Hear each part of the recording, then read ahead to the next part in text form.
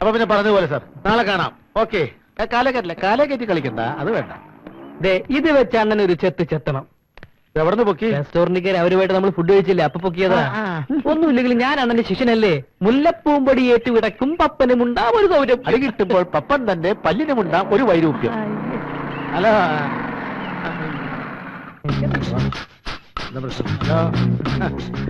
Dress നന്നായിട്ടുണ്ട്. കൊള്ളാമല്ലേ? ഇത് എവിടെ നിന്ന് കിട്ടിയതാ?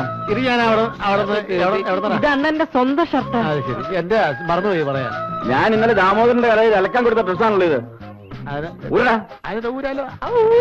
കുഴപ്പം വീട്. Open the door. അത്രയല്ലേ ഉള്ളു പ്രശ്നം.